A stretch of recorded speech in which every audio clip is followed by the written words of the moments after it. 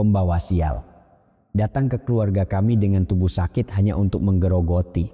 Itulah kata-kata yang dilontarkan Dewi, adik iparku, saat melihatku dengan rambut rontok akibat kemoterapi untuk kanker ovarium yang kuderita. Ibu mertuaku saat aku datang menemuinya setelah menerima diagnosis kanker, menyebutku pembawa sial sambil melemparkan garam krosok ke wajahku. Aku diperlakukan seperti barang menjijikkan dan harus makan sendirian di sudut dapur. Selama 8 tahun pernikahan, aku mengirimkan 15 juta rupiah setiap bulan ke mertua dan bahkan membantu di kafe suamiku, tetapi beginilah balasan yang kuterima. Namun, neraka yang sesungguhnya dimulai setelah operasi. Saat tersadar dari bius setelah operasi pengangkatan kanker ovarium, aku memeriksa media sosial suamiku dan jantungku serasa berhenti berdetak. Di sebuah villa di atas air di Maladewa, suamiku memegang segelas sampanya dan di sebelahnya ibu mertua dan Dewi tersenyum lebar. Dengan panik aku memeriksa rekening bankku. Warisan dari almarhum ayahku sebesar 3 miliar rupiah dan uang asuransi 2 miliar rupiah saldonya kini nol. Selagi aku terbaring di meja operasi, suamiku mencuri uangku sebesar 5 miliar rupiah untuk pergi berlibur bersama keluarganya. Ibu, aku harus bagaimana? Aku menelepon ibuku dengan tangan gemetar.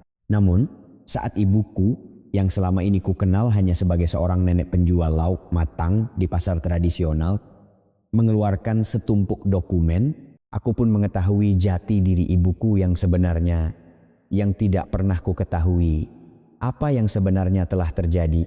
Sebelum memulai cerita ini, silakan tekan tombol subscribe dan like dan tinggalkan komentar. Dari mana Anda mendengarkan, saya akan berdoa agar kebahagiaan senantiasa menyertai Anda di sana. Hari itu, seperti biasa, aku berangkat kerja ke kantor dinas sosial. Sudah 10 tahun aku bekerja sebagai seorang pekerja sosial. Banyak kesulitan yang kuhadapi, tetapi setiap kali membantu mereka yang membutuhkan, hatiku terasa hangat. Itulah alasanku bisa terus melakukan pekerjaan ini.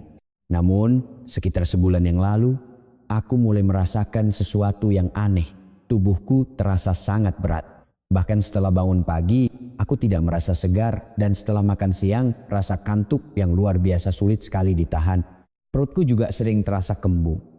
Awalnya, aku hanya mengira ini kelelahan biasa.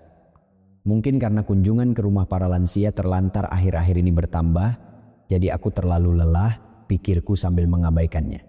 Tetapi rasa sakit itu semakin parah. Perut bagian bawahku terasa berat seperti ditekan, dan suatu hari saat bangkit dari toilet, aku hampir saja terjatuh. Keringat dingin mengalir di punggungku. Ini bukan sekadar kelelahan. Saat itulah aku mulai merasa takut. Aku membuat janji di rumah sakit dan menjalani pemeriksaan. Saat USG, ekspresi dokter terlihat tidak biasa. Beliau mengatakan, perlu pemeriksaan tambahan, jadi aku menjalani CT scan dan tes darah. Menunggu hasilnya selama seminggu terasa sangat lama. Setiap malam aku tidak bisa tidur. Dan hari ini aku pergi untuk mendengar hasilnya. Saat membuka pintu ruang praktik, kakiku gemetar. Dokter menatap layar komputernya cukup lama, lalu perlahan menoleh ke arahku. Tatapannya berbeda dari biasanya. Tatapan berat yang seolah sulit untuk menyampaikan sesuatu. Ibu Anissa, saat dokter memanggil namaku, jantungku serasa jatuh. Hasil pemeriksaannya sudah keluar. Ditemukan tumor di ovarium Anda. Kata tumor menghantam telingaku. Pikiranku menjadi kosong. Kanker ovarium stadium 2. Kanker. Kata itu seolah melayang di udara. Apakah aku salah dengar? Aku bertanya berkali-kali. Saya kena kanker? Iya. Ukuran tumornya cukup besar jadi sulit untuk langsung dioperasi. Dokter melanjutkan penjelasannya dengan suara tenang. Kita akan melakukan kemoterapi neoadjuvan terlebih dahulu untuk mengecilkan tumor, baru kemudian dilakukan operasi. Ini akan berat, tapi ini adalah stadium yang masih sangat mungkin untuk disembuhkan. Jadi jangan terlalu khawatir. Kata-kata sangat mungkin untuk disembuhkan seharusnya menjadi penghiburan, tetapi sama sekali tidak masuk ke telingaku. Hanya kata-kata kanker ovarium stadium 2 yang terus berputar di kepalaku.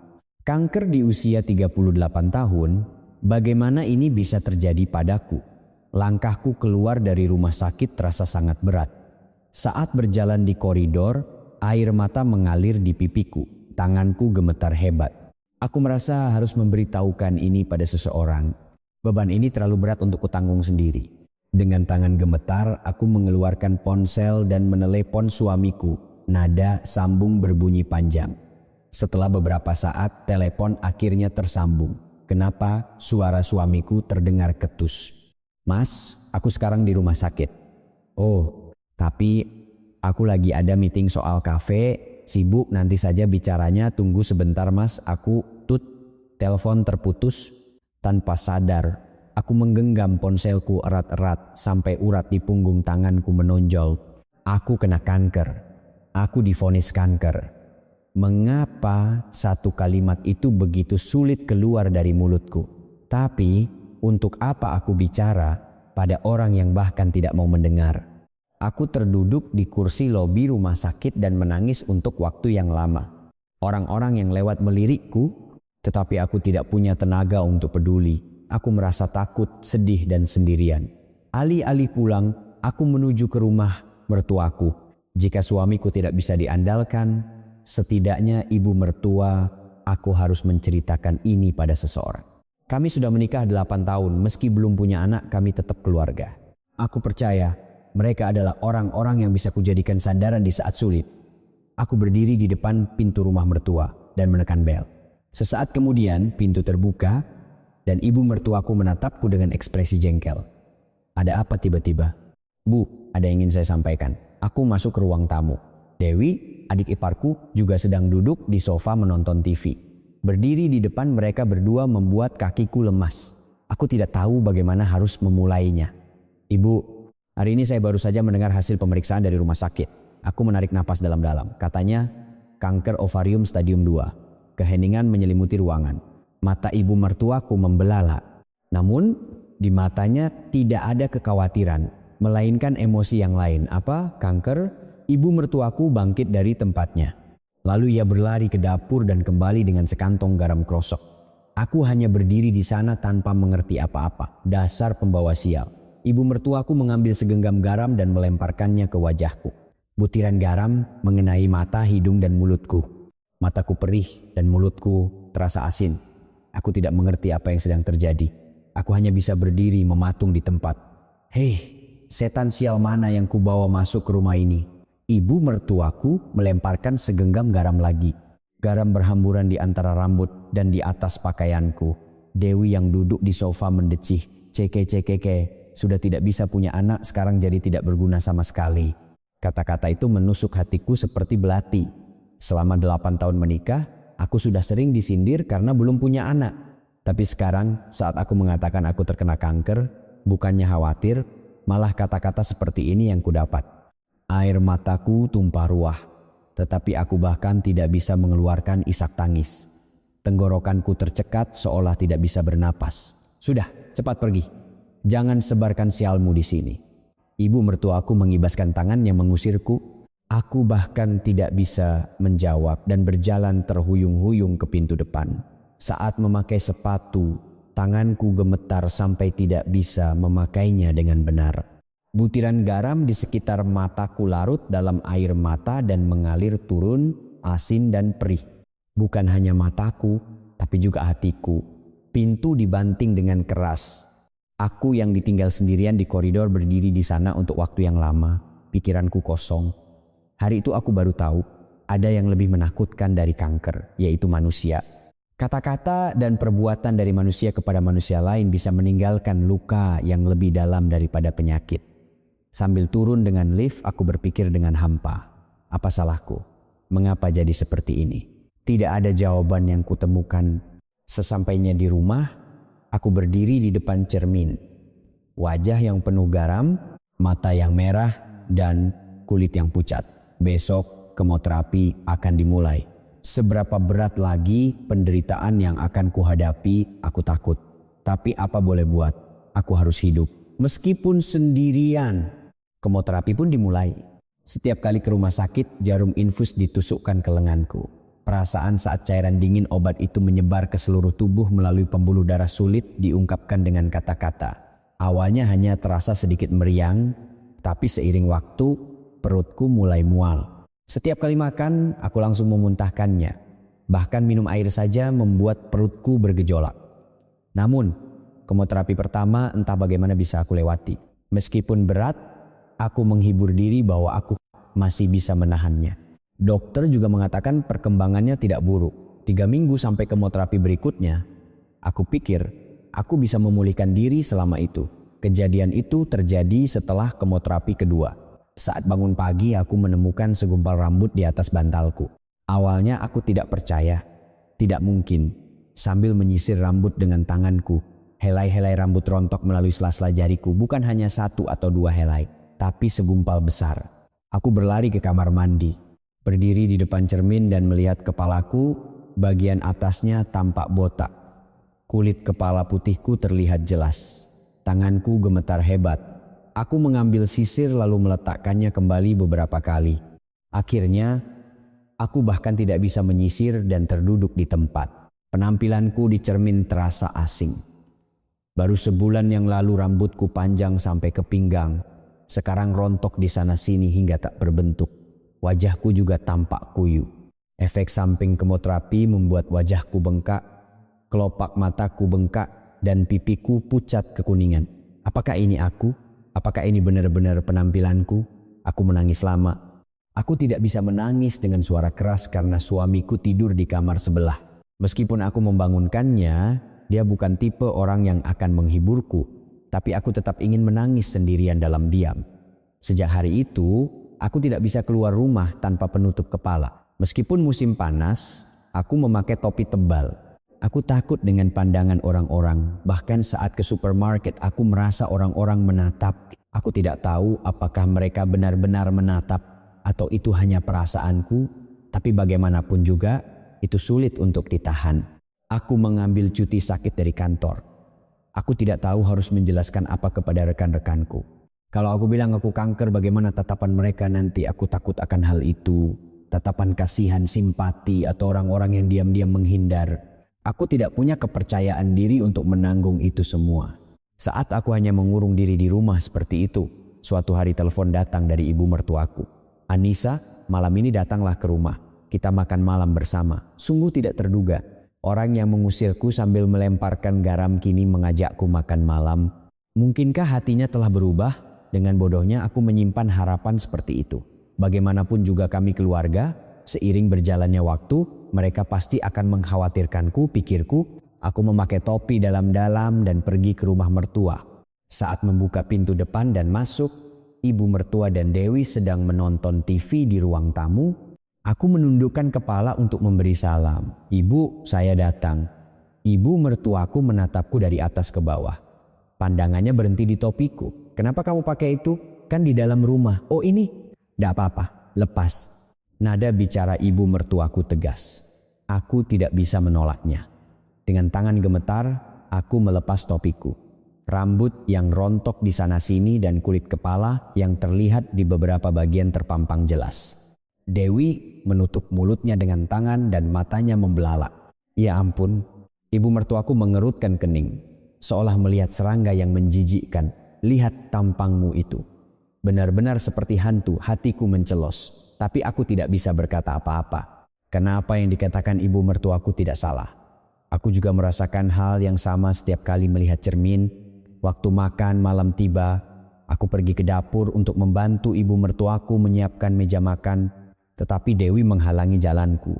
"Kamu mau duduk di meja makan dengan penampilan seperti itu?" Aku tidak langsung mengerti maksudnya. "Hah? Nanti ibu, jadi tidak nafsu makan. Bagaimana bisa makan sambil melihat rambut rontokmu itu?" Dewi menghela napas dengan terang-terangan. Setelah itu, suara ibu mertuaku terdengar. "Benar Anissa, hari ini kamu makan di dapur saja ya. Penampilanmu agak tidak enak kalau duduk bersama." Aku tidak percaya dengan apa yang kudengar. Orang yang mengajakku makan malam kini melarangku duduk di meja yang sama. Tenggorokanku terasa tercekat. Aku menelan paksa rasa sesak yang membuncah. "Baik Bu," aku menjawab sambil menundukkan kepala. Tidak ada kata lain yang bisa keluar. Ibu mertua dan Dewi makan di meja makan di ruang tamu, sementara aku makan sambil jongkok di sudut dapur di samping wastafel. Supnya sudah dingin dan suam-suam kuku. Lauknya adalah sisa makanan ibu mertuaku. Nasi terasa menyangkut di tenggorokan dan tidak bisa kutelan. Air mata menetes ke mangkuk nasiku. Rasa asin menyebar di mulutku. Dari ruang tamu terdengar suara TV dan tawa. Ibu mertua dan Dewi sedang tertawa terbahak-bahak menonton acara variety show. Aku makan sambil menangis sendirian di sudut dapur. Aku berpikir, apakah ini yang namanya keluarga? Tidak, aku bahkan tidak bisa berpikir dengan jernih. Pikiranku kosong. Aku pulang sekitar pukul 10 malam. Suamiku tidak ada di rumah. Belakangan ini, suamiku selalu pulang dini hari. Pukul 2 atau 3 pagi, ia pulang dengan bau alkohol dan langsung tidur tanpa mandi. Hari itu juga sama. Lewat pukul 2 pagi, terdengar suara pintu depan terbuka. Aku berbaring di kamar, tidak bisa tidur. Suamiku masuk ke kamar dengan terhuyung-huyung. Bau alkohol menusuk hidungku. Mas, aku yang pertama kali bicara. Suamiku berhenti sejenak lalu menatapku. Kenapa belum tidur? Hanya itu. Tidak ada pertanyaan seperti, bagaimana harimu? Atau bagaimana keadaanmu? Dia hanya melontarkan satu kalimat dengan nada jengkel, lalu masuk ke dalam selimut tanpa berganti pakaian. Kurang dari 30 detik, suara dengkurannya terdengar. Aku berbaring lama menatap langit-langit. Ada orang di sampingku, tapi mengapa aku merasa begitu kesepian? Rasanya kesepian ini lebih menggerogotiku daripada kanker itu sendiri. Keesokan paginya, suamiku bangun lebih dulu dan pergi. Katanya mau ke kafe. Dia pergi begitu saja tanpa sarapan bersama dan tanpa mengucapkan selamat jalan. Suara pintu depan yang tertutup terdengar sangat keras. Aku duduk termangu di ruang tamu yang sepi. Aku menatap ponselku. Ingin menelpon ibu tapi kurungkan. Ibu pasti sibuk di pasar. Aku tidak mau membuatnya khawatir. Aku hanya memberitahu ibu bahwa kemoterapiku berjalan baik dan aku baik-baik saja. Aku tidak pernah menceritakan isi hatiku yang sebenarnya. Aku pergi ke kamar mandi dan melihat cermin lagi. Rambutku sepertinya rontok lebih banyak dari kemarin. Sekarang bukan hanya bagian atas kepala, tapi bagian samping juga mulai menipis. Lingkaran hitam di bawah mataku tampak legam. Siapa aku? Apakah ini benar-benar aku? Wajah di cermin terasa seperti wajah orang lain.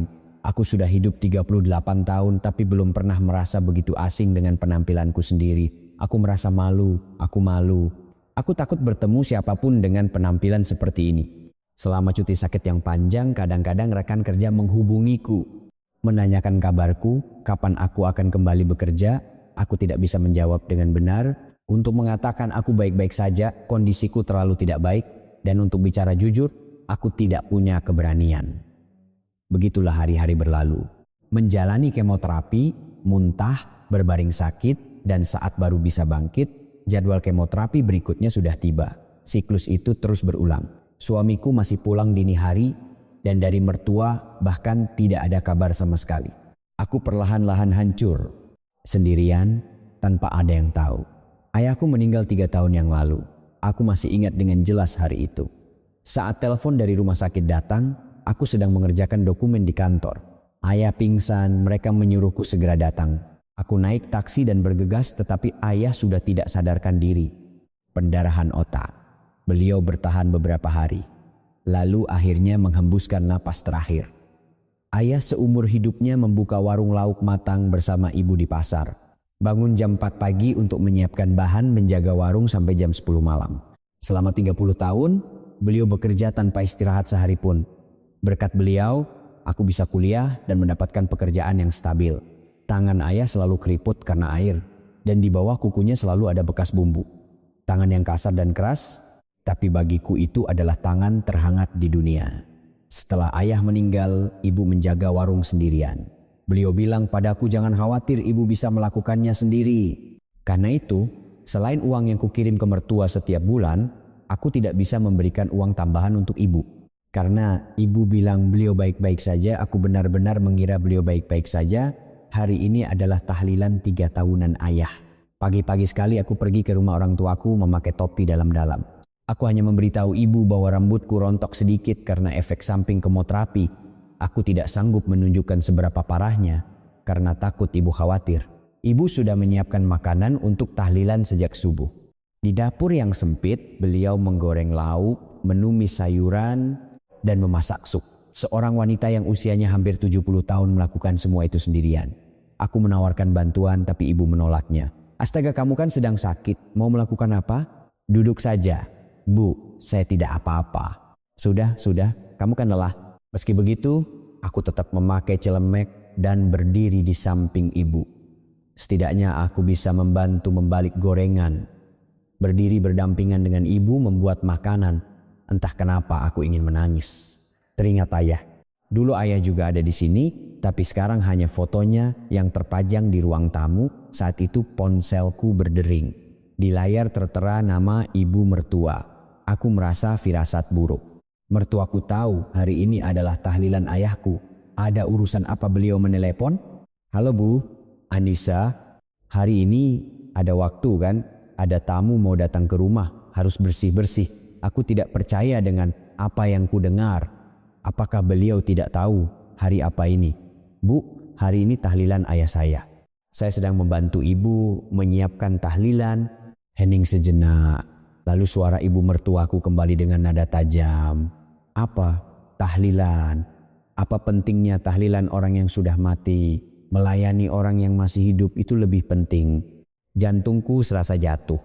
Orang yang sudah mati, maksudnya ayahku, Bu. Tapi hari ini kenapa? Kamu itu sudah jadi istri orang atau masih anak orang tuamu? Kalau mertua panggil, ya harus datang.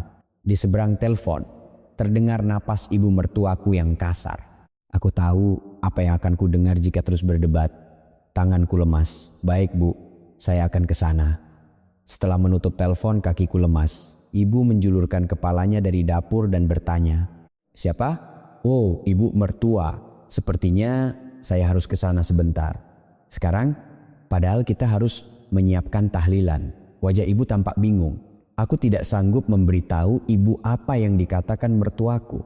Bagaimana mungkin aku mengatakan pada ibu bahwa mertuaku bilang tahlilan orang mati tidak penting? Saya pergi sebentar. 1 jam saja cukup. Itu bohong. Aku sendiri tidak tahu akan butuh berapa lama. Tapi saat itu, hanya itu yang bisa kukatakan. Ibu menghela napas. Beliau seperti ingin mengatakan sesuatu tapi akhirnya hanya mengangguk. Baiklah, hati-hati di jalan. Suaranya terdengar pasrah. Sepertinya ibu tahu. Beliau mungkin sudah menduga bagaimana aku diperlakukan di rumah mertuaku. Tapi beliau tidak mengatakan apa-apa karena tidak ingin menyakitiku lebih dalam. Di dalam bus menuju rumah mertua, aku hanya menatap keluar jendela. Aku merasa kasihan pada diriku sendiri yang harus meninggalkan tahlilan ayahku. Kenapa aku tidak bisa menolak? Kenapa aku begitu lemah? Aku menyalahkan diriku sendiri. Saat tiba di rumah mertua, pintu depannya terbuka. Saat masuk, aku melihat 4 orang teman ibu mertua duduk di ruang tamu. Di atas meja ada banyak botol minuman dan makanan ringan. Katanya ada tamu. Ternyata beliau sedang mengadakan pesta minum-minum dengan teman-temannya. Ibu mertuaku melihatku dan memberi isyarat. "Sudah datang? Makanan di dapur sudah habis, buatkan lagi, cepat." Beliau memanggilku bukan untuk bersih-bersih, tapi untuk melayani pesta minum-minumnya. Aku meninggalkan tahlilan ayahku dan bergegas datang. Ternyata inilah tugasku. Perutku terasa mulas karena marah. Tapi aku tidak bisa berkata apa-apa dan pergi ke dapur. Aku membuka kulkas, mengeluarkan bahan-bahan, dan membuat makanan. Tanganku gemetar. Aku tidak tahu apakah karena marah atau sedih. Salah satu teman ibu mertuaku masuk ke dapur. Beliau menatapku dari atas ke bawah, lalu berkata, "Wah, menantunya langsing ya. Tapi kenapa wajahnya pucat sekali?" Dari ruang tamu terdengar suara ibu mertuaku. Tidak usah dipikirkan. Akhir-akhir ini dia sedang tidak enak badan. Tidak enak badan. Beliau tidak mengatakan aku kanker. Mungkin beliau malu karena menantunya terkena kanker. Malam itu baru lewat jam 9 aku bisa keluar dari rumah mertua. Pesta minum-minum itu sepertinya tidak akan berakhir. Makanan terus habis dan aku bolak-balik antara dapur dan ruang tamu tanpa henti. Kakiku gemetar. Tubuhku yang sedang menjalani kemoterapi sudah melewati batas kemampuannya. Aku naik bus kembali ke rumah orang tuaku. Waktu tahlilan sudah lama lewat. Saat membuka pintu dan masuk, makanan masih tersaji di meja tahlilan di ruang tamu. Ibu mengadakan tahlilan sendirian. Ibu keluar dari kamarnya. Melihatku, beliau tidak mengatakan apa-apa. Hanya menepuk pundakku lalu masuk ke dapur. Aku berlutut di depan foto ayah. Wajah ayah terlihat kabur karena air mata menutupi pandanganku. Ayah, maafkan aku. Maaf. Aku memukul lantai dengan kepalan tangan. Kenapa aku hanya bisa seperti ini? Kenapa hanya karena satu kata dari ibu mertuaku, aku harus meninggalkan tahlilan ayahku dan bergegas pergi? Aku merasa hina, menyedihkan, dan membenci diriku sendiri. Setelah menangis lama, aku merasakan sesuatu. Ada seseorang yang sedang menatapku dari belakang. Aku menoleh dan melihat ibu berdiri di depan dapur. Tatapan ibu berbeda dari biasanya. Bukan tatapan khawatir atau kasihan seperti yang selama ini kulihat. Bagaimana ia menggambarkannya? Tatapan yang dingin dan tenang, tapi di dalamnya ada percikan api. Ibu berkata dengan suara rendah, "Anissa." "Iya, Bu. Mulai sekarang lakukan saja apa yang ibu suruh." Aku tidak mengerti maksudnya. Aku hanya mengira itu kata-kata penghiburan. Tapi malam itu, tidak seperti biasanya. Ibu menelepon lama di kamarnya. Suara yang terdengar dari celah pintu rendah dan tegas. Aku tidak tahu dengan siapa dan apa yang dibicarakannya, tapi aku merasa ada sesuatu yang tidak biasa. Saat itu aku tidak tahu apa yang telah diputuskan oleh ibu dan bagaimana keputusan itu akan mengubah hidupku. Aku hanya menangis terseduh-seduh di depan foto ayah sepanjang malam. 3 bulan telah berlalu. Aku berhasil melewati 6 kali kemoterapi.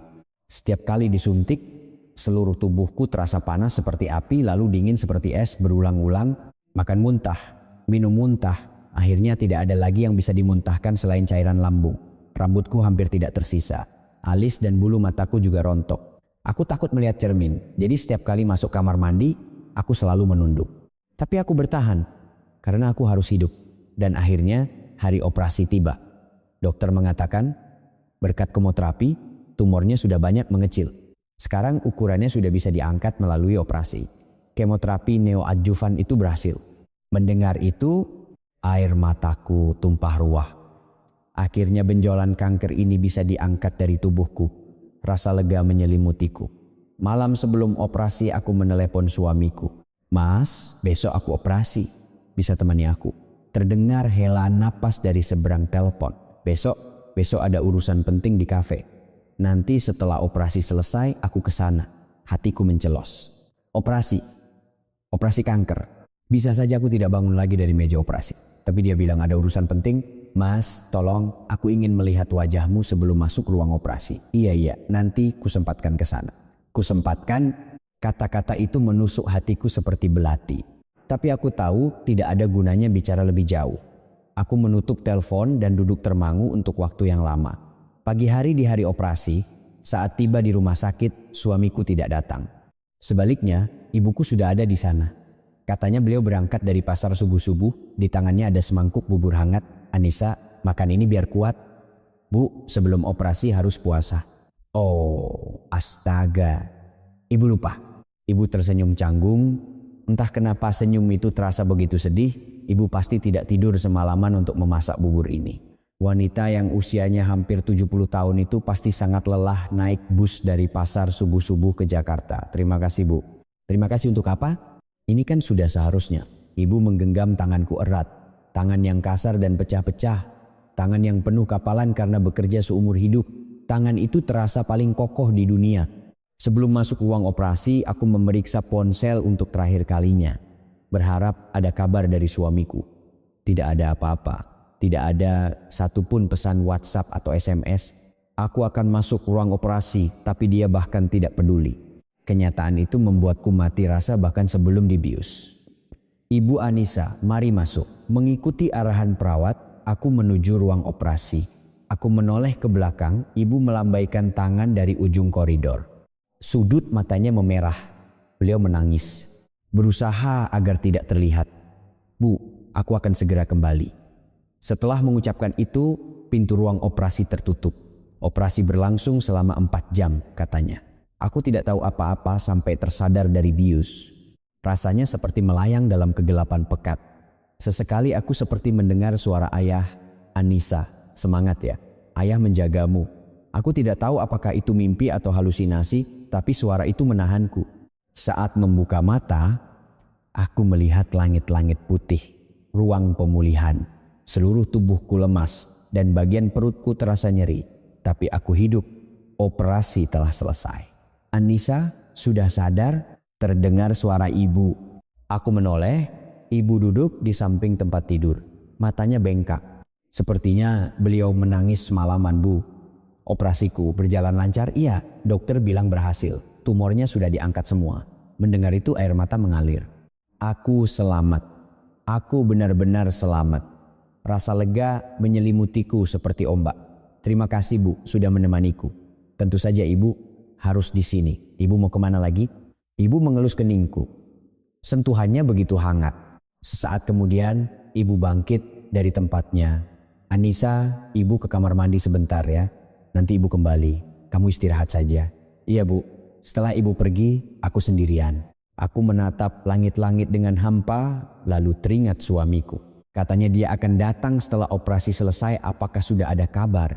Aku mencari ponselku, meraba-raba laci di samping tempat tidur. Aku mengambil ponsel dan menyalakan layarnya. Tidak ada kabar dari suamiku, sebaliknya ada notifikasi media sosial. Notifikasi bahwa suamiku mengunggah postingan baru. Aku membukanya tanpa pikir panjang, dan jantungku serasa berhenti berdetak. Yang muncul di layar adalah laut biru Maladewa, foto yang diambil dari teras sebuah villa di atas air. Suamiku tersenyum cerah sambil memegang gelas sampanye.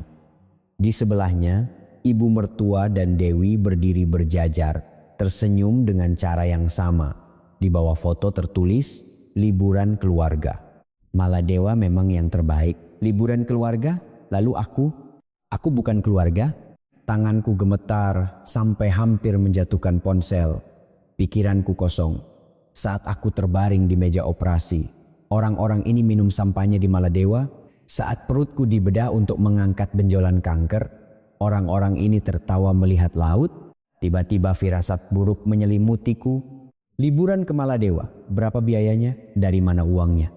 Dengan tangan gemetar, aku membuka aplikasi mobile banking. Aku memasukkan PIN dan memeriksa saldo rekening. Saldo 2.342. Aku mengucek mata dan melihat lagi.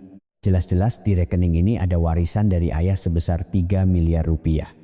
Dan juga uang klaim asuransi sebesar 2 miliar rupiah yang masuk setelah diagnosis kanker. Seharusnya ada total 5 miliar rupiah. Aku memeriksa riwayat transaksi. Jariku gemetar sampai tidak bisa menyentuh layar dengan benar. Dengan susah payah aku membuka riwayatnya. Ternyata uang mulai ditarik sejak sebulan yang lalu. 500 juta, 1 miliar 300 juta. Dalam beberapa kali penarikan semua uang telah ludes. Aku memeriksa informasi penarik. Rendra, suamiku. Suamiku telah mengambil semua uangku, menggunakan surat kuasa dan token bangku secara ilegal. Warisan dari ayah, uang asuransi yang kusimpan untuk biaya pengobatan, 5 miliar rupiah, semuanya lenyap. Seketika napasku sesak. Dadaku serasa mau meledak. Arg! Jeritan keluar dari mulutku. Teriakan itu menggema di dalam kamar. Perawat berlarian masuk, tapi aku tidak bisa berhenti. Aku menjerit sambil melemparkan ponsel ke tempat tidur. Kenapa? Kenapa begini? Apa salahku? Kami hidup bersama selama 8 tahun. Setiap bulan aku menyisihkan gajiku untuk mengirim 15 juta rupiah ke mertua. Setiap lebaran, aku sibuk membelikan hadiah untuk keluarga mertua sampai tidak sempat membeli baju untuk diriku sendiri. Aku sabar meski disindir karena tidak punya anak. Aku sabar meski disuruh makan di sudut dapur karena sakit kanker. Aku sabar meski disuruh melayani pesta minum-minum di hari tahlilan ayahku. Tapi inikah balasannya? Di hari aku dioperasi, dia mencuri uangku untuk pergi berlibur. Air mataku tidak berhenti mengalir. Seluruh tubuhku gemetar. Luka operasiku terasa sakit seperti mau robek, tapi hatiku lebih sakit. Yang robek bukan perutku, tapi jantungku. Berapa lama aku menangis. Ibu berlari masuk ke kamar. Anissa, kenapa? Ada apa? Aku tidak bisa bicara. Aku hanya menyodorkan ponselku pada ibu. Ibu melihat layarnya, foto Maladewa dan saldo rekening yang kosong. Wajah ibu mengeras. Beliau tidak mengatakan apa-apa untuk waktu yang lama. Lalu perlahan beliau mengangkat kepalanya. Tatapannya adalah tatapan yang belum pernah kulihat sebelumnya. Dingin, tajam, dan menakutkan. Ibu berkata dengan suara rendah. An-Nisa, ibu, aku harus bagaimana? Bagaimana bu? Aku menangis di pelukan ibu seperti anak kecil. Dunia serasa runtuh. Saat itu, ibu menepuk punggungku dan berkata, jangan menangis An-Nisa, ibu akan urus semuanya. Suaranya hangat, tapi yang terkandung di dalamnya bukan hanya kehangatan. Ada sesuatu yang terasa seperti api. Ibu akan urus semuanya. Aku belum mengerti arti kata-kata itu. Aku menangis lama di pelukan ibu.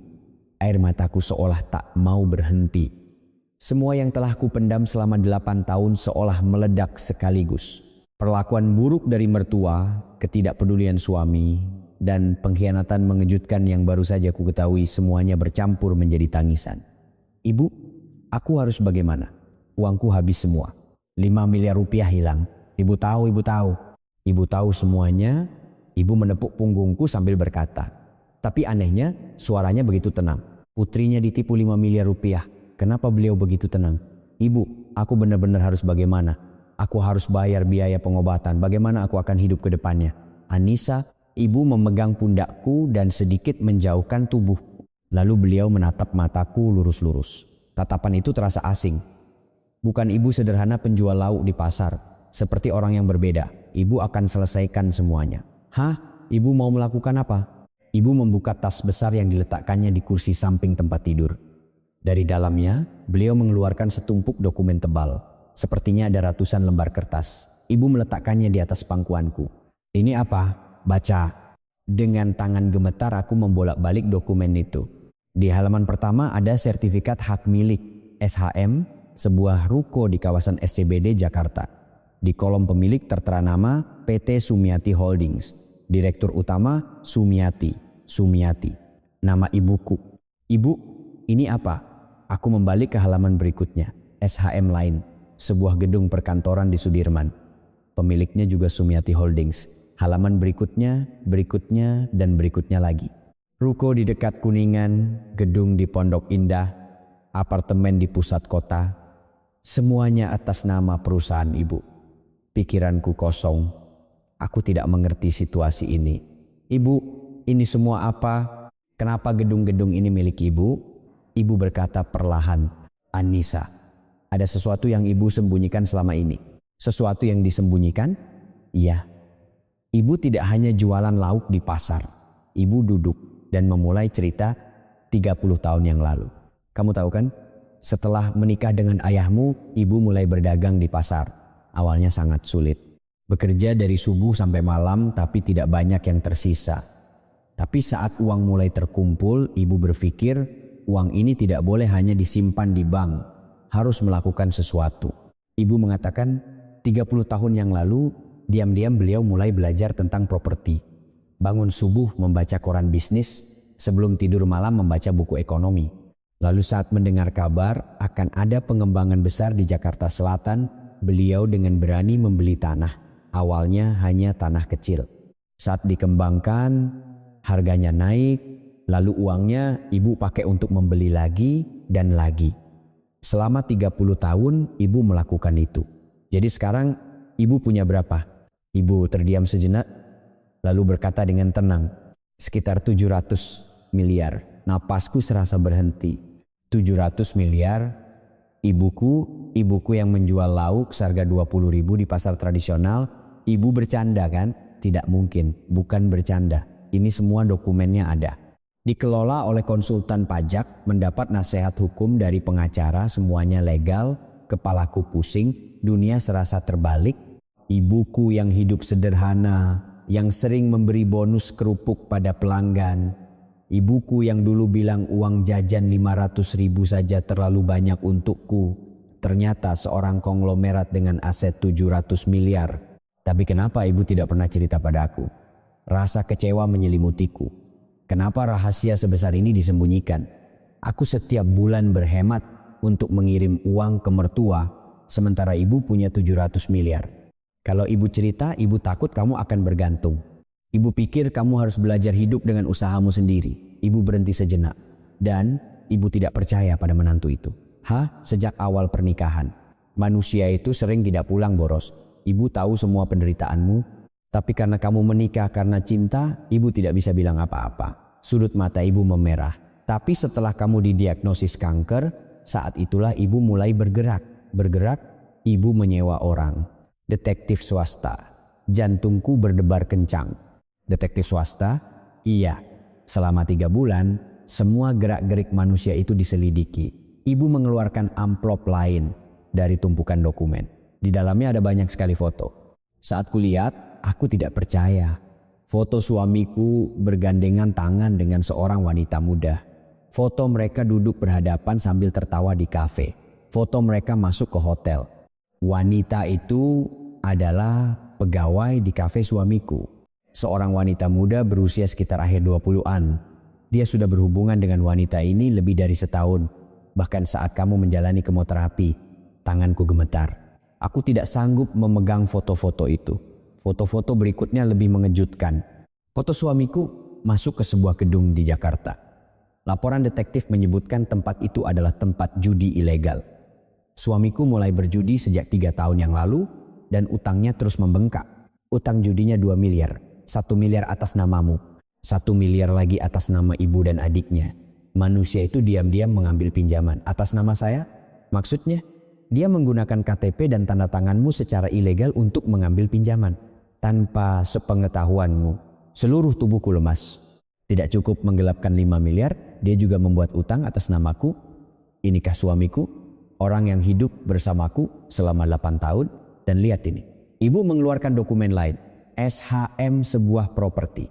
Tapi alamatnya tidak asing. Alamat kafe suamiku. Tahu gedung ini punya siapa? Jangan-jangan ia punya ibu, disewakan. Hah? Setelah kalian menikah, menantu itu bilang mau mulai usaha. Saat itu ibu sewakan gedung ini dengan harga jauh di bawah pasaran untuk membantu menantu. Ibu adalah pemilik gedungnya, benar. Dan apartemen yang ditinggali mertuamu itu juga asrama milik perusahaan ibu. Tadinya untuk karyawan, tapi ibu sewakan murah juga untuk mereka. Pikiranku kacau. Suamiku berbisnis di gedung ibu dan ibu mertuaku tinggal di apartemen ibu. Sambil melakukan semua itu padaku, orang-orang itu telah menganiaya putri dari pemilik properti mereka.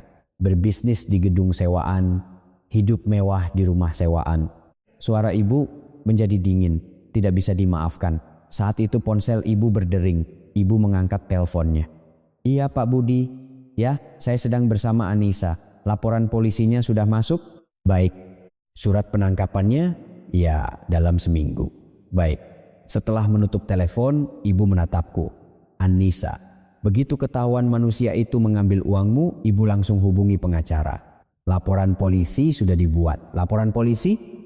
Penggelapan, penipuan, pemalsuan dokumen, semuanya. Selagi manusia itu bersenang-senang di Maladewa, surat penangkapan akan keluar. Ibu menggenggam tanganku erat. Anissa, sekarang serahkan semuanya pada ibu. Apa yang telah mereka perbuat padamu, ibu akan balaskan semuanya. Air mataku mengalir lagi. Tapi kali ini bukan air mata kesedihan, tapi rasa haru. Ibu telah menanggung semua ini sendirian selama 30 tahun, diam-diam menjagaku.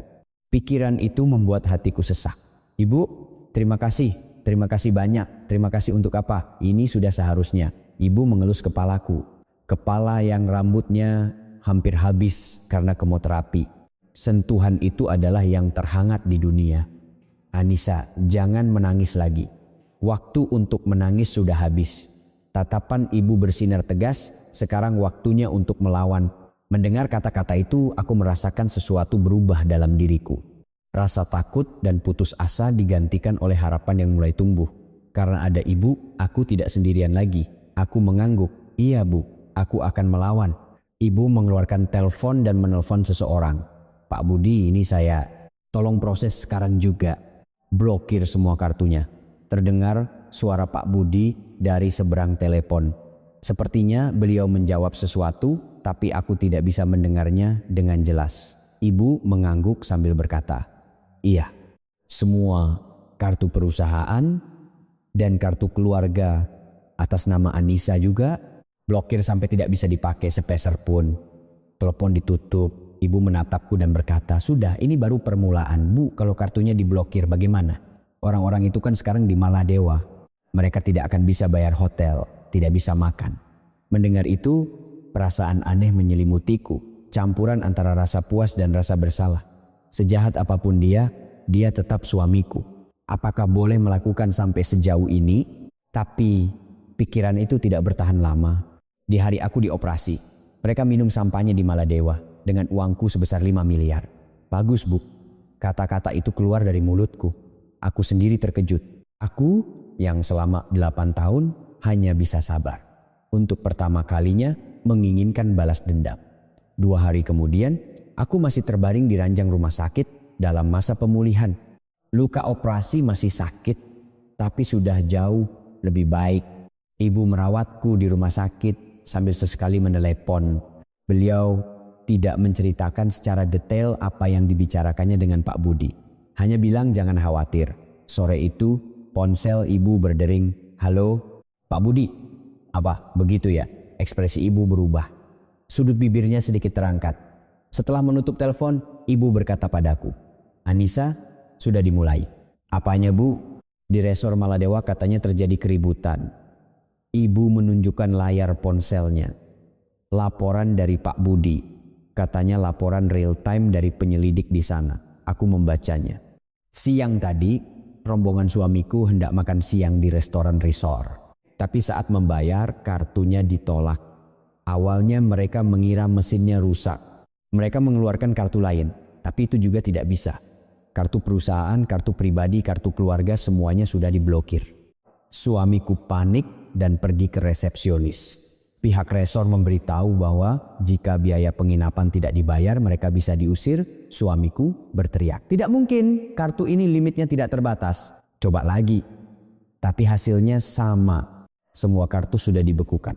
Ibu mertuaku mulai mengamuk di resepsionis. Berteriak pada staf, memukul meja, wajahnya memerah padam sambil berteriak, "Cepat panggil manajernya, kalian tahu siapa saya." Staf resor mencoba menenangkannya, tapi ibu mertuaku menepis tangan mereka dan melempar hiasan di atas meja. Hiasan kaca itu jatuh ke lantai dan pecah berkeping-keping. Saat itu juga pihak resor memanggil polisi. Dewi hanya bisa menangis sambil memeluk tas mewahnya, tas itu. Tas yang seharusnya menjadi hadiah ulang tahunku darinya, tapi malah direbut oleh Dewi. Polisi Maladewa tiba dan menahan ibu mertuaku. Tuduhannya perusakan properti. Suamiku dan Dewi juga ikut dibawa ke kantor polisi. Laporan itu disertai foto. Punggung ibu mertuaku saat masuk ke mobil polisi, Dewi yang menangis histeris sambil memegangi kepala, dan suamiku dengan wajah pucat pasi. Melihat foto-foto itu, anehnya aku tidak menangis. Sebaliknya, aku merasakan sesuatu yang lega di dalam dada. Inikah yang namanya rasa puas? Aku baru pertama kali merasakannya. "Bu, mereka benar-benar ditahan?" "Iya, perusakan properti itu harus bayar denda baru bisa keluar. Tapi karena kartunya diblokir semua, mereka tidak akan bisa bayar denda." "Lalu bagaimana?" "Mereka akan tertahan di sana. Kalau tidak punya uang, tidak bisa beli tiket pesawat pulang." Suara ibu terdengar dingin dan puas. Saat itu ponselku berdering. Di layar tertera nama suamiku. Aku ragu sejenak, haruskah kuangkat? Ibu menggelengkan kepala. "Jangan diangkat." Ponsel terus berdering. Setelah berhenti, berdering lagi dan lagi. Selama 10 menit ada lebih dari 20 panggilan tak terjawab. Aku hanya berbaring di tempat tidur menatap layar ponsel. Nama yang tertera, Mas Rendra. Selama 8 tahun aku memanggilnya begitu. Tapi sekarang nama itu terasa asing. Nada dering berhenti, lalu sebuah pesan masuk. "Anissa, kartunya tidak bisa dipakai. Ada apa? Tolong angkat teleponnya." Pesan lain masuk.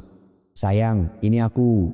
"Gawat, sekarang aku di kantor polisi. Tolong hubungi aku." Lalu lagi, "Anissa, tolong kirimkan uang. Aku terjebak di sini. Tolong." Aku membaca pesan-pesan itu tanpa emosi. Dulu, aku pasti sudah menangis dan berusaha mencari cara untuk membantunya. Tapi sekarang berbeda. Ingat tidak, apa yang kamu lakukan di Maladewa saat aku dioperasi? Kamu tertawa sambil minum sampahnya. Dengan uangku, aku meletakkan ponselku. Aku tidak akan mengangkatnya. Pilihan yang bagus, ibu mengangguk. Malam itu, Pak Budi datang langsung ke kamar rumah sakit. Seorang pria berusia awal 50-an berpenampilan tenang dan rapi. Katanya beliau sudah bekerja dengan ibu selama 20 tahun. Mbak Anissa, salam kenal, saya Budi. Oh iya, selamat malam Pak. Pak Budi membuka tas kerjanya dan mengeluarkan setumpuk kertas. Saya akan laporkan perkembangan situasinya. Saat ini, Rendra dan keluarganya ditahan di kantor polisi Maladewa. Karena tidak bisa membayar denda perusakan properti, mereka tidak bisa meninggalkan negara itu. Dendanya berapa? Jika dirupiahkan sekitar 30 juta rupiah. Tapi karena tidak punya uang tunai dan kartu diblokir, mereka tidak bisa membayarnya 30 juta rupiah. Hanya karena uang segitu mereka tidak bisa bergerak. Padahal dari 5 miliar yang dicuri suamiku, 30 juta aja sudah cukup. Ironis. Dan ada kabar yang lebih penting, Pak Budi mengeluarkan surat lain. Sore ini Pengadilan Negeri Jakarta Pusat telah mengeluarkan surat perintah penangkapan. Tuduhannya penggelapan, penipuan, dan pemalsuan dokumen. Jantungku berdebar kencang. Surat perintah penangkapan? Iya. Begitu Rendra tiba di Indonesia, dia akan langsung ditangkap di bandara. Pak Budi berkata dengan tenang, seolah sedang membicarakan cuaca, tapi bobot kata-katanya sama sekali tidak ringan. Mbak Anissa, sekarang ada 2 pilihan.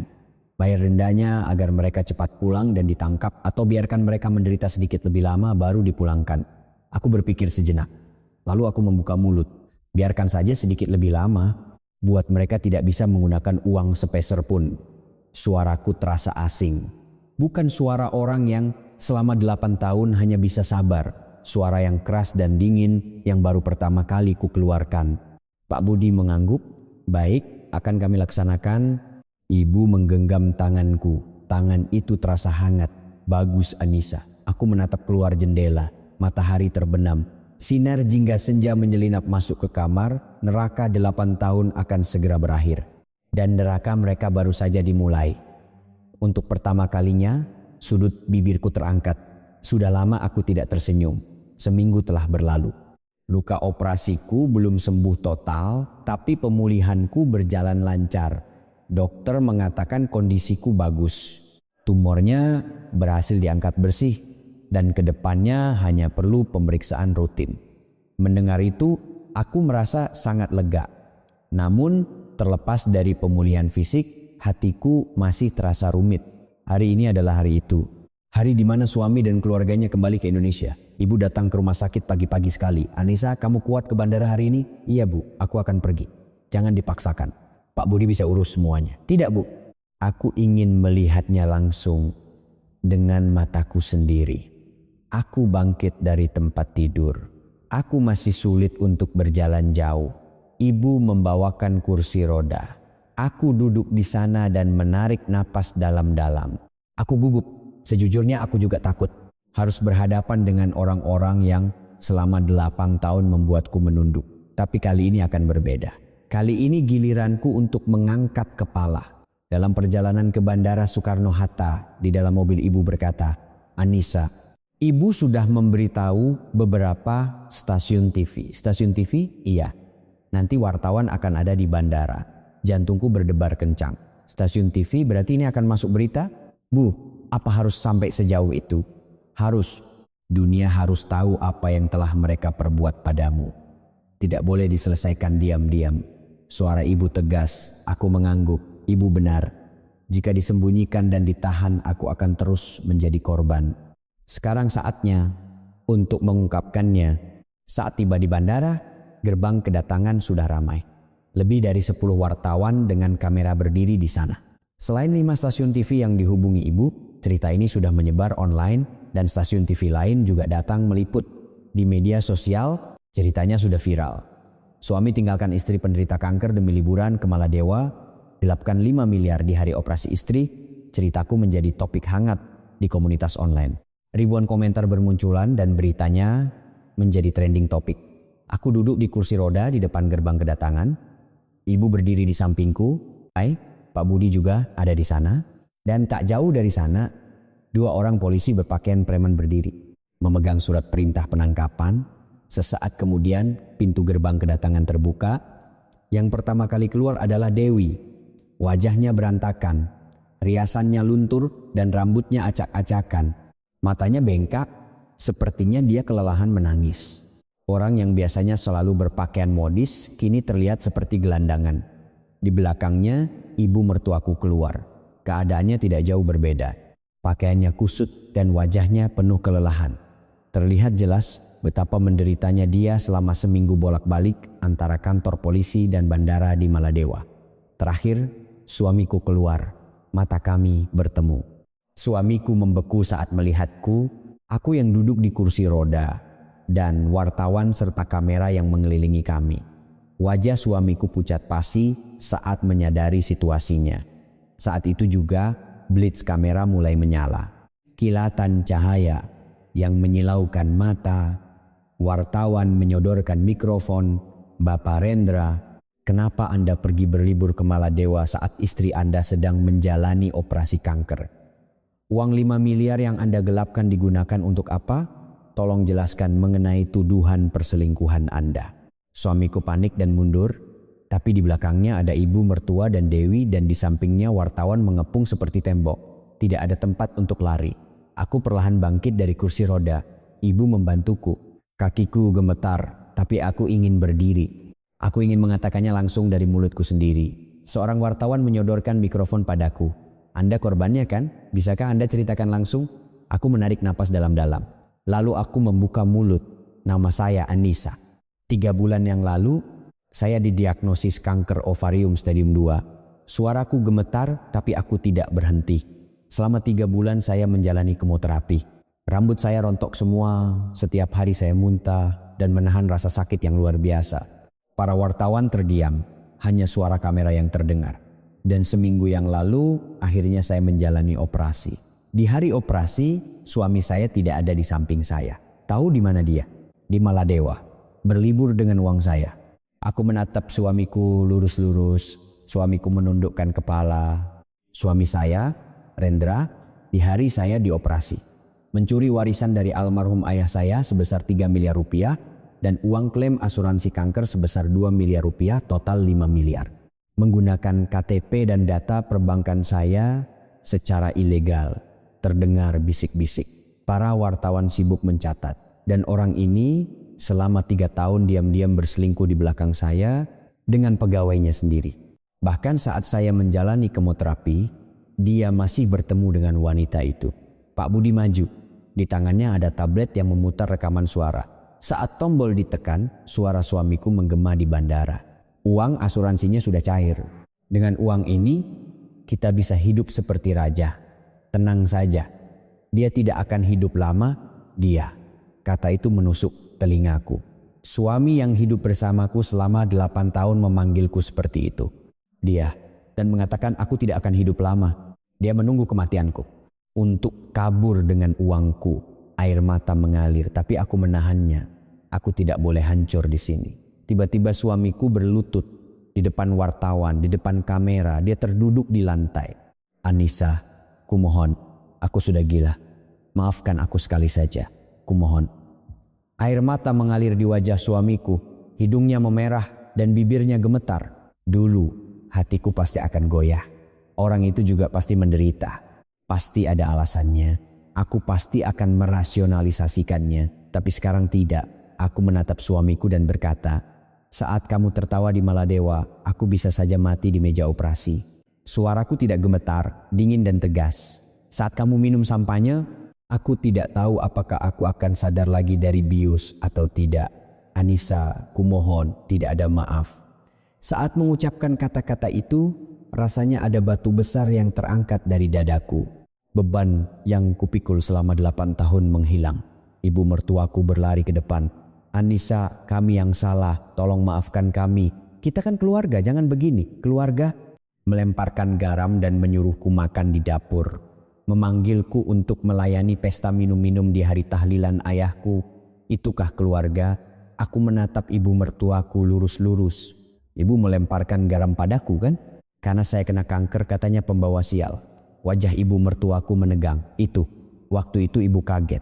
Ibu menyuruhku makan di dapur kan? Katanya penampilan saya menjijikkan. Itu, sudah berakhir bu.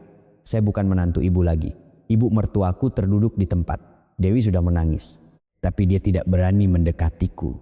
Karena dikelilingi wartawan dan kamera. Saat itu polisi maju. Rendra, Anda ditangkap atas tuduhan penggelapan, penipuan dan pemalsuan dokumen.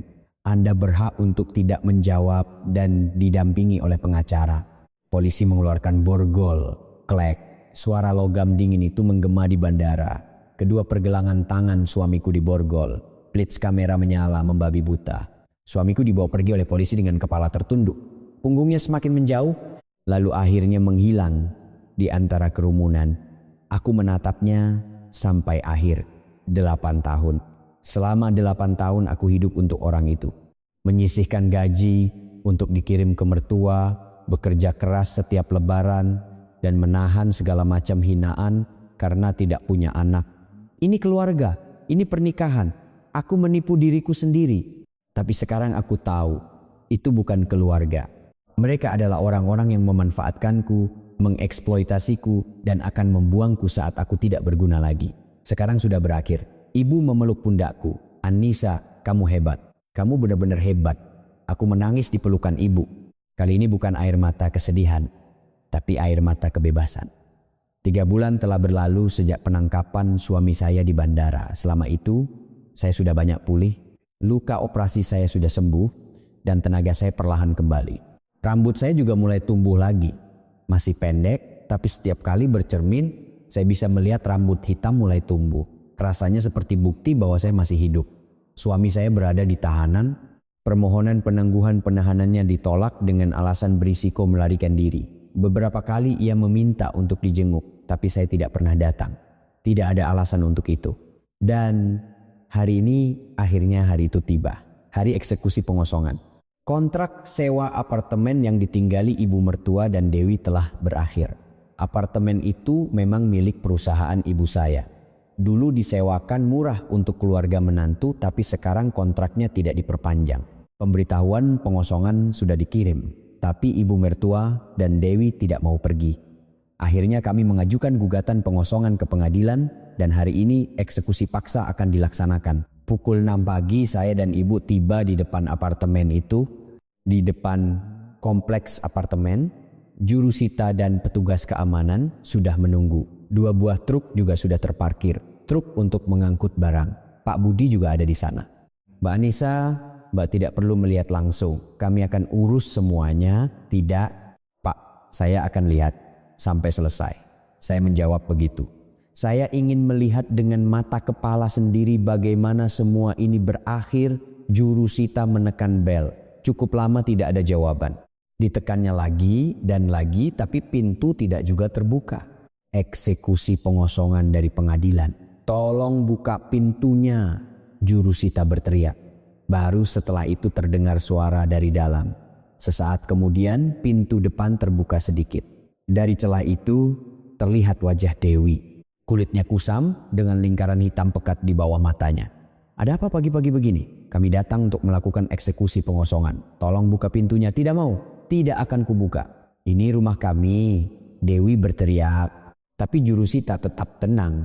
Ini eksekusi paksa berdasarkan putusan pengadilan. Jika tidak kooperatif, kami akan melakukannya secara paksa. Pintu dibanting keras. Terdengar suara ibu mertua dari dalam. Dewi, siapa? Ada apa?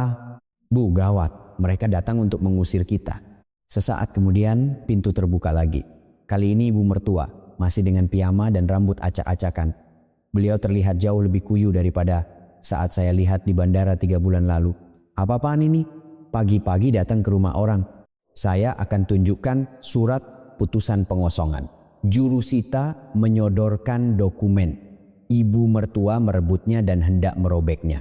Tapi jurusita dengan sigap mencegahnya. Merusak dokumen negara adalah tindak pidana. Kami akan lanjutkan. Petugas keamanan mulai masuk. Ibu mertua merentangkan tangan untuk menghalangi, tapi tidak berhasil.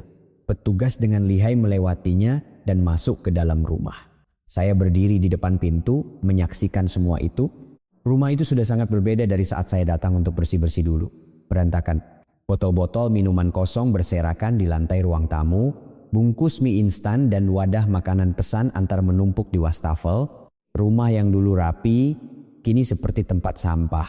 Petugas mulai memindahkan perabotan dan barang-barang. Sofa, meja makan, TV, kulkas, satu persatu diangkat dan dibawa ke truk. Dan tas-tas mewah, pakaian, sepatu, semuanya dimasukkan ke dalam kardus. Dewi berlari dan memeluk salah satu tas mewahnya. Tidak, yang ini jangan. Ini punyaku. Dewi memeluk tas itu erat-erat. Saya mengenali tas itu. Tas yang saya terima sebagai hadiah ulang tahun pernikahan ke-5 dari suami.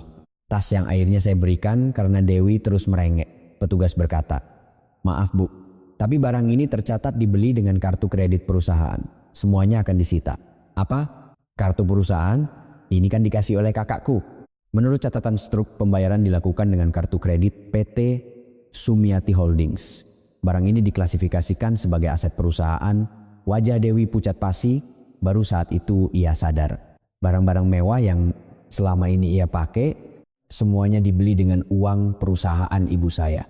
Suami saya yang berbisnis di gedung mertuanya menggunakan kartu mertuanya untuk membelikan hadiah bagi keluarganya. Petugas merebut tas itu. Dewi terduduk di lantai dan mulai menangis. Ibu mertua duduk termangu di sofa. Matanya kosong. Orang yang dulu melemparkan garam ke menantunya kini terusir dari rumahnya sendiri. Eksekusi selesai dalam 2 jam. Semua perabotan dan barang diangkut ke truk, hanya menyisakan apartemen kosong. Ibu mertua dan Dewi jongkok di depan pintu. Hanya membawa satu koper kecil.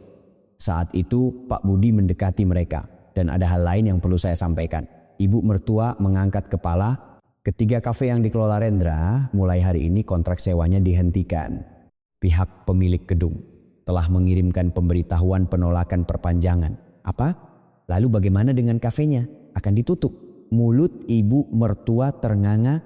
Usaha kopi yang begitu dibanggakan putranya, status sebagai pengusaha sukses dengan 3 cabang, semuanya lenyap dalam sekejap. Ini semua gara-gara dia, gara-gara Anissa. Perempuan itu yang menghancurkan keluarga kita. Ibu mertua tiba-tiba berteriak. Menunjuk-nunjuk saya sambil marah, tapi saya tidak bergeming sedikit pun. "Bu, saya tidak melakukan apa-apa, saya hanya meminta uang saya kembali." "Dasar perempuan."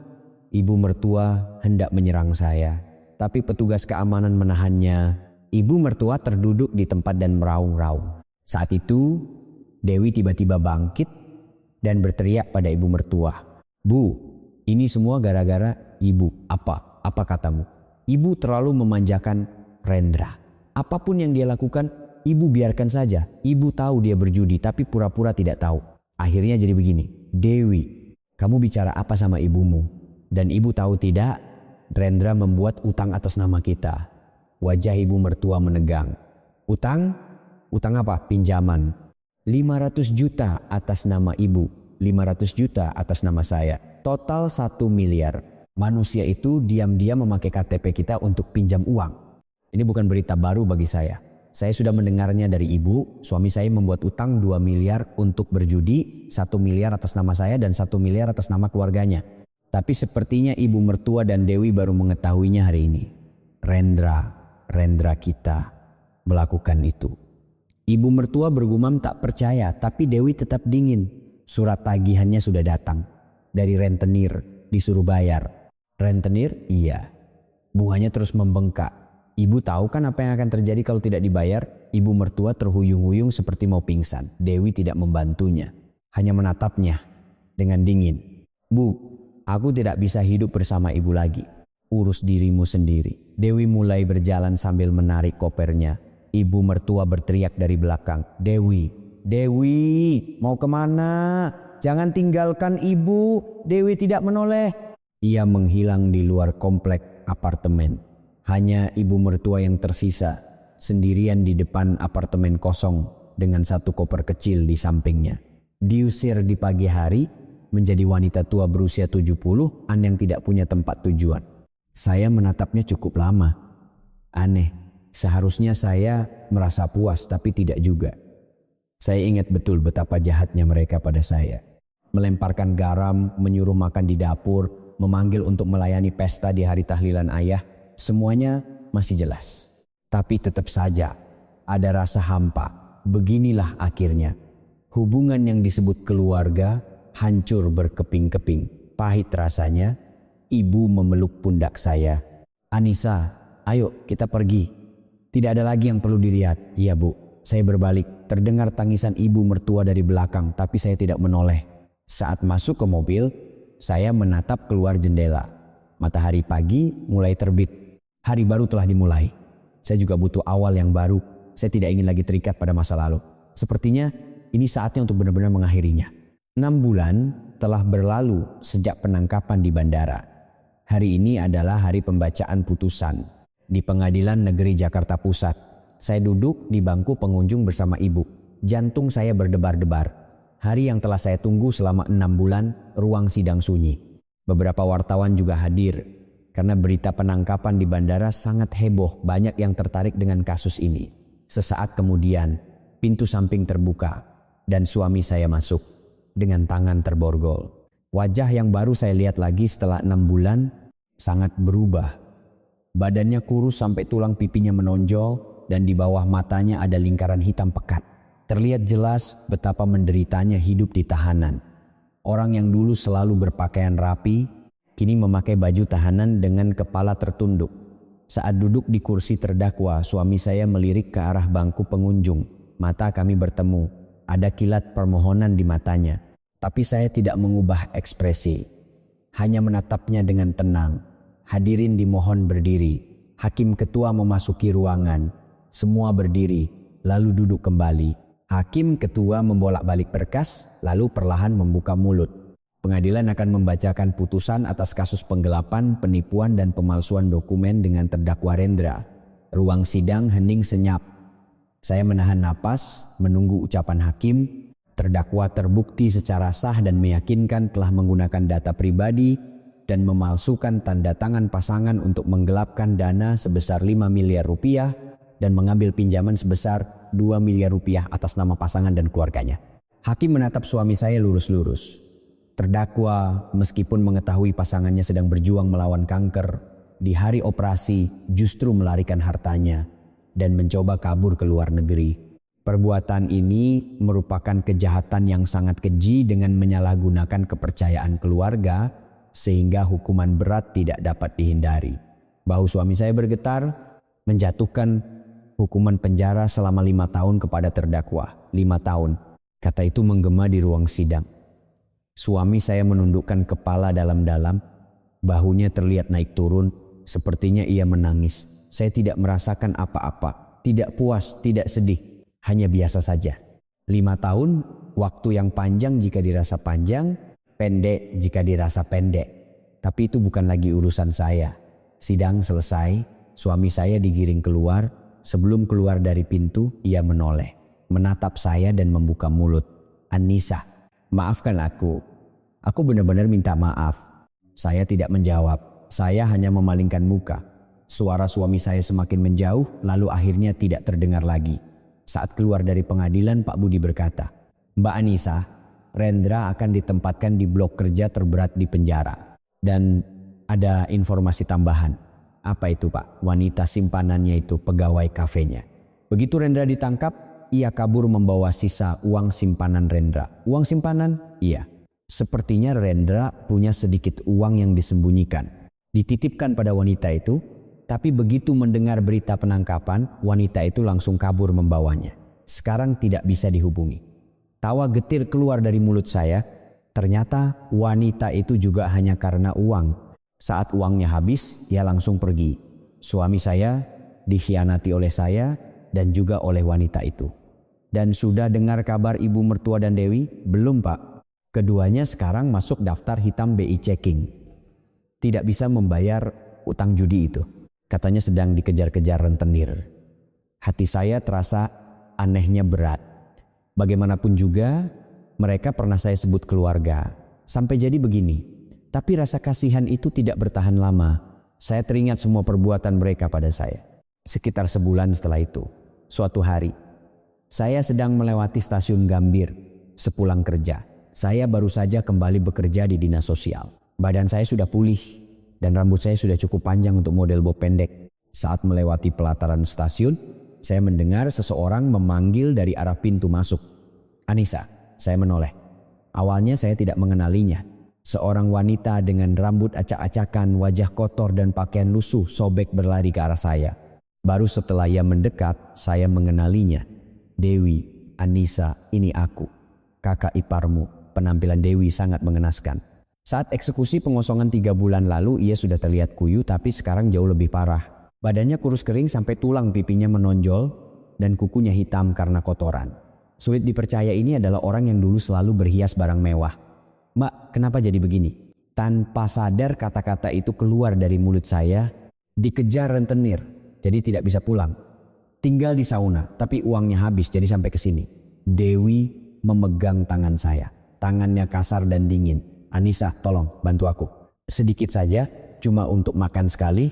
Saat itu dari dalam stasiun terdengar suara lain. "Dewi, kamu sedang apa di situ?"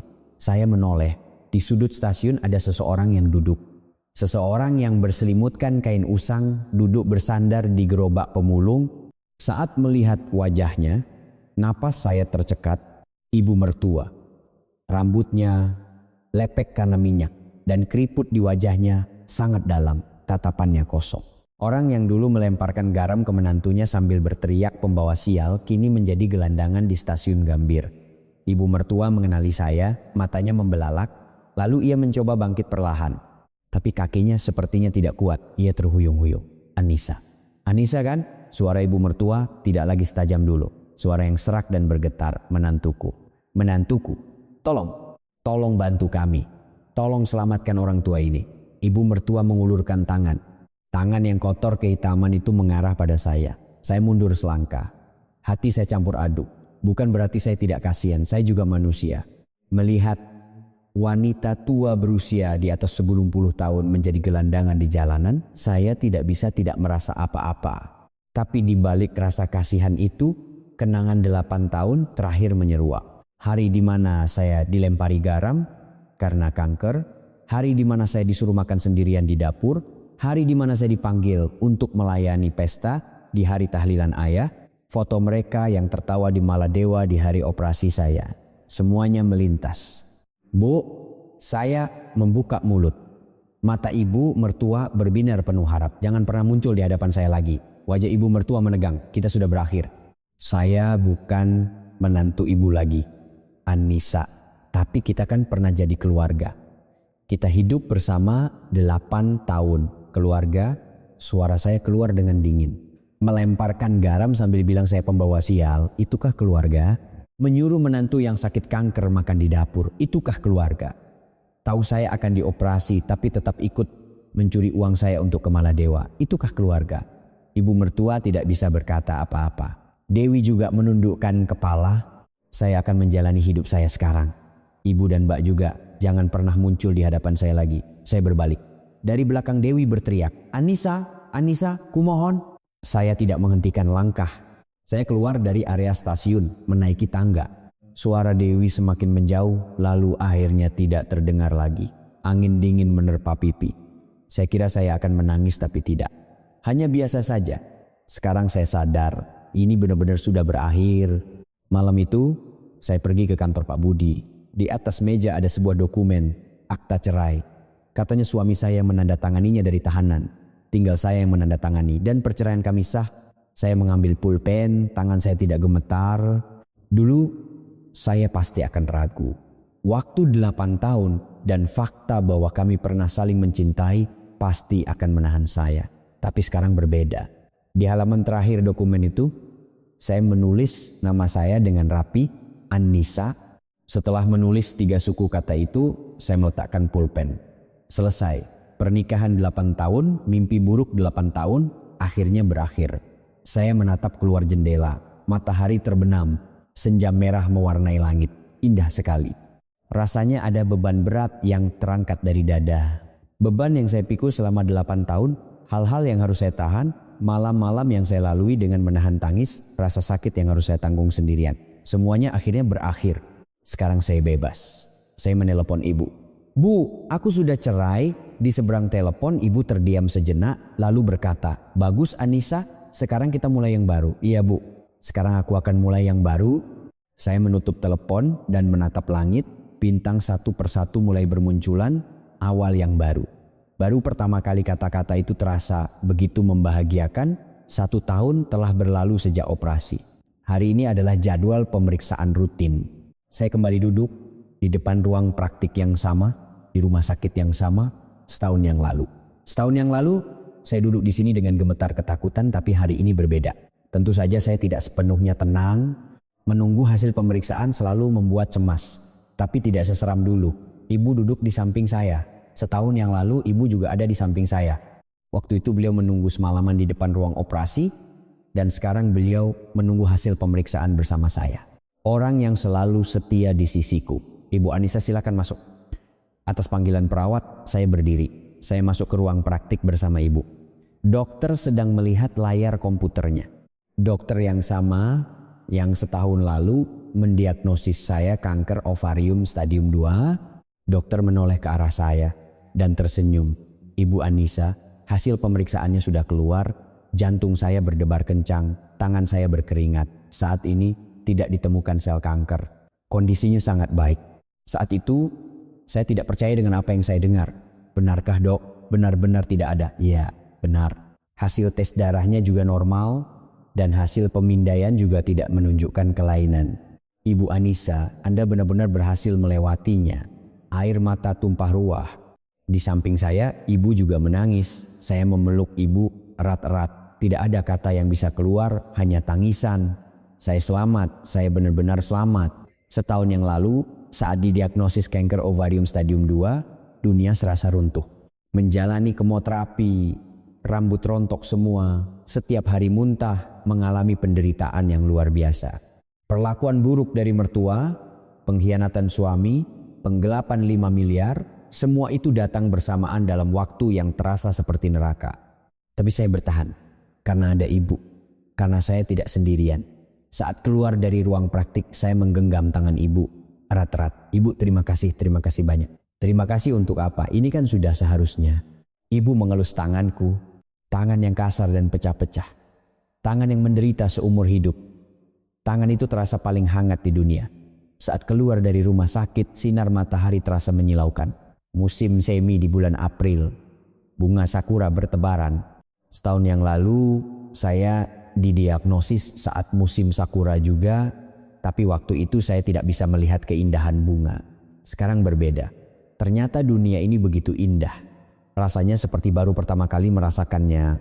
Saat bercermin, saya melihat diri saya yang jelas berbeda. Rambut saya sudah tumbuh lagi menjadi model bob. Saya merapikannya di salon. Warna wajah saya sudah kembali dan pipi saya sudah berisi. Setahun yang lalu saat kemoterapi, saya takut bercermin, tapi sekarang penampilan saya di cermin tidak lagi terasa asing. Sudah 6 bulan saya kembali bekerja di dinas sosial. Awalnya saya menangani pekerjaan sosial umum seperti dulu. Tapi sebulan yang lalu saya mulai menangani tugas baru. Konseling kesejahteraan bagi wanita penderita kanker. Saya mengajukannya sendiri. Saya ingin memanfaatkan pengalaman saya. Saat terkena kanker, bukan hanya fisik yang menderita, tapi hati lebih menderita. Terutama bagi wanita penderita kanker, banyak kesulitan yang dialami di dalam keluarga. Seperti saya ingin sedikit membantu mereka. Beberapa waktu lalu, seorang wanita datang ke ruang konseling saya. Wanita berusia awal 50-an, katanya ia didiagnosis kanker payudara. Suaminya berubah sikap setelah diagnosis kanker dan akhir-akhir ini ia makan sendirian di rumah. Mendengar cerita itu, saya teringat masa lalu saya yang makan sendirian di sudut dapur, saya yang dilempari garam karena kanker. Karena itu, saya bisa menggenggam tangannya dengan lebih tulus. Pasti berat ya Bu, pasti kesepian sekali. Wanita itu menangis. Saya ikut menangis. Lalu saya berkata, Ibu tidak sendirian, saya akan bantu. Saya menghubungkannya dengan bantuan finansial, konseling psikologis, hingga konsultasi hukum untuk masalah keluarga. Saya berharap orang lain tidak mengalami luka yang sama seperti yang saya alami. Beberapa hari kemudian, wanita itu menelepon saya. Ibu Anissa, terima kasih banyak. Berkat Ibu, saya jadi lebih semangat. Terima kasih banyak. Mendengar kata-kata itu, hati saya terasa hangat. Inilah kepuasan. Syukurlah saya masih hidup. Saya benar-benar merasakannya. Akhir pekan tiba, saya dan Ibu pergi ke Bali. Ternyata Ibu punya rumah di pinggir pantai di Bali. Itu juga saya tidak tahu. Saya bahkan tidak tahu Ibu punya aset 700 miliar, apalagi rumah di Bali.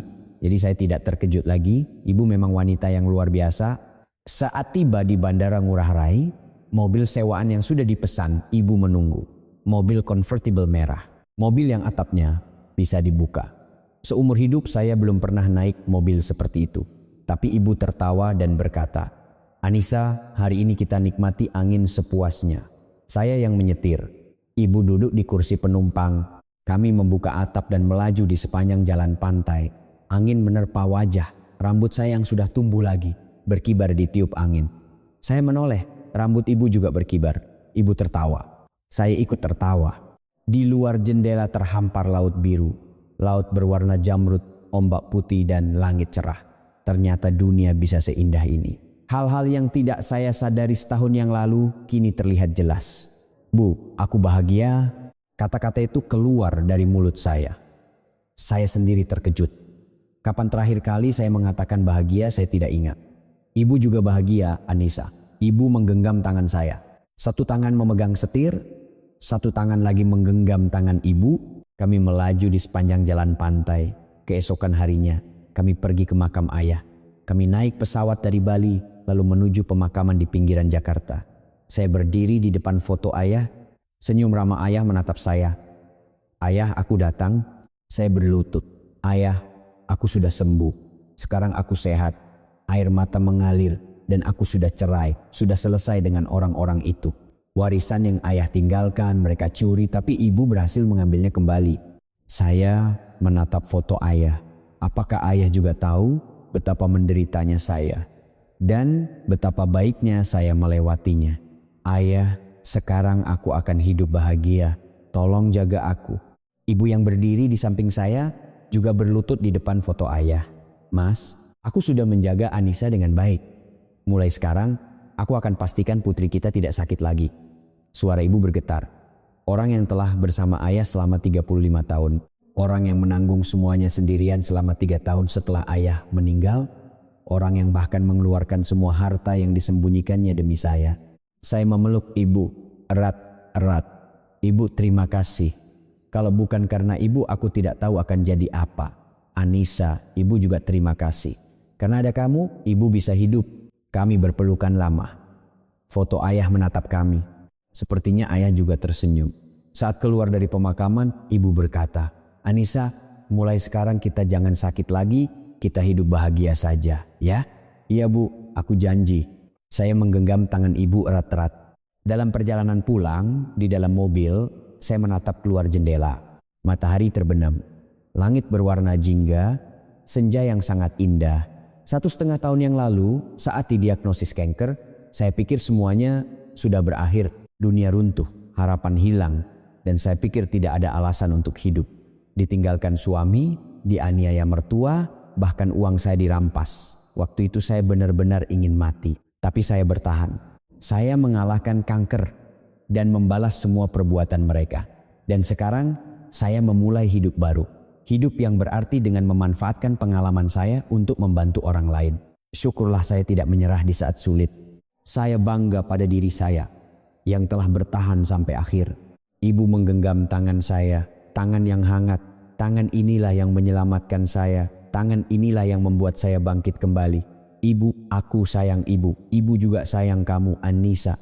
Di luar jendela, senja semakin pekat dan di kejauhan sebuah bintang mulai berkelip. Malam yang baru akan datang. Tapi sekarang saya tidak takut lagi. Karena besok matahari akan terbit lagi. Musim semi yang baru akan datang lagi. Saya tersenyum. Sekarang ini baru benar-benar permulaan. Jika cerita hari ini meninggalkan sedikit getaran di hati Anda boleh mampir lagi ke sini sesekali. Jika ada waktu, tinggalkan satu kalimat hangat untuk tokoh utama cerita ini. Perasaan itu mungkin akan membantu seseorang untuk bertahan esok hari. Saya tulus mendukung hari ini dan esok Anda. Terima kasih.